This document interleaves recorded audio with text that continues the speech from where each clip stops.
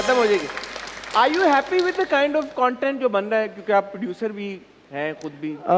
थोड़ा सा मुझे लगता है मोनोटनस है, चेंज की ज़रूरत है, बिकॉज़ लोग जो हैं हमारे देख रहे होते हैं वेब सीरीज़ और बहुत सारे ऐसे प्लेटफॉर्म्स हैं जिनके ऊपर आप डिफरेंट किस्म की स्टोरीज़ देख रहे होते हैं। बड़े आपके पास चॉइस आ गई है कि आपने जो जिस जॉनरा की फ़िल्म देखनी है या वेब सीरीज़ देखनी है तो वो आप देख लेते हैं। तो हमारे यहाँ अब आहिस्ता आहिस्ता कुछ नए चैनल्स आए वो एक्सपेरिमेंटल काम कर रहे हैं, तो एक्सपेरिमेंटल काम बहुत कम हो रहा है। मुझे लगता है उसकी एक बहुत बड़ी मार्केट है और उसको एक्सप्लोर करना बड़ा ज़रूरी है। तो उसमें एक्टर को भी काम करने में मज़ा आता है, ऑडियंस को भी थोड़ा सा चेंज मिल जाता है। So I think there is a need, there is a gap, उसको फिल करना ज़रूरी है इस वक्त। जो भी पहल करता है उसको एडवांटेज उसका स्टार्ट करने का मिल जाता है। सो मुझे लगता है अभी एक स्पेस है बहुत बड़ी, जो कि हमारे पास बहुत सारे जॉनरास हैं। जैसे हॉरर में कम काम हो रहा है हमारे पास, रोमांटिक, थ्रिलर बहुत कम हाँ है, रोमांटिक बहुत कम, एक्शन है ही नहीं। एक्शन तो बिल्कुल नहीं है।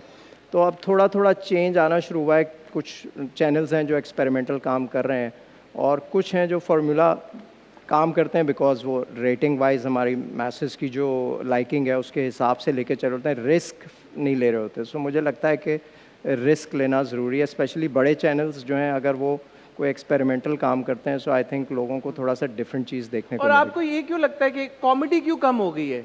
आ, आपने इतना किया कॉमेडी और इतनी माशाल्लाह उसकी, ऐसा नहीं है कि व्यूअरशिप नहीं है, इतनी व्यूअरशिप है, लोग पसंद करते हैं, बट कम क्यों हो गए? कम मुझे यूँ लगता है इसलिए हो गई कि वो रमज़ान की तरफ ले गए हैं उसको कि बट भाई वो भी कॉमेडी हाँ, तो नहीं है। हाँ बहुत लाइटर कॉमेडी है।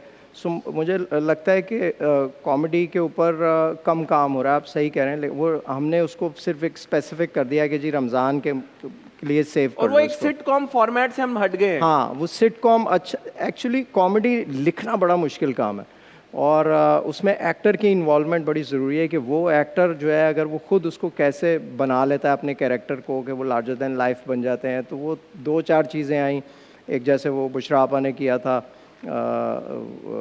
वो जो उनका एक कैरेक्टर था बड़ा अच्छा वो हुआ, फिर चौधरी नज़ाकत आया, इस तरह उसके बाद मुझे नहीं लगता कोई ऐसा बड़ा कैरेक्टर कॉमेडी का आया।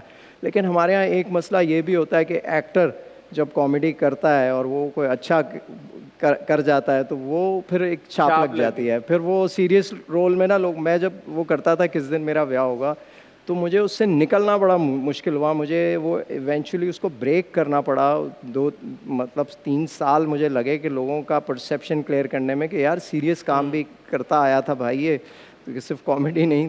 तो जो पाकिस्तान में कॉमेडी बननी थी सबसे पहला फ़ोन मुझे आता था कि आपकी डेट्स अवेलेबल हैं। तो मुझे छोड़ना पड़ा बहुत सारा काम ताकि मेरी एक वो ख़राब ना हो कि भाई ये सिर्फ एक कॉमेडी ही कर सकता है। बट अभी रिसेंटली आपने मैं में सीरियस काम किया। हाँ। और मैं दोबारा चाहूंगा कि आप लोग अप्रिशिएट करें एजाज को कि वो आपका सीन था एक, एंड आई वाज लाइक यार जब वो रिवो के पीछे आप भागे because I know you drive Revo and I am like यार ये, क्योंकि रियल लाइफ के बिल्कुल ऑपोजिट हो गया ना। एक बंदा भागे जा रहा है और फिर जिस तरह से वो जो भी एक ट्रेजेडी चल रही थी या इशू चल रहा था, जिस तरह से फाइनल मोमेंट्स में you know before that heart attack, वो कितनी एफर्ट चाहिए होती है इस तरह के सीक्वेंसेस करने में? जब आप एक सीक्वेंस में रिकॉर्ड कर रहे होते हैं ड्रामे को और फिर आपने कैरेक्टर बिल्ड किया होता है अपना, सो वो उसको लेके उसकी कंसिस्टेंसी लेके through out the play maintain करनी होती है।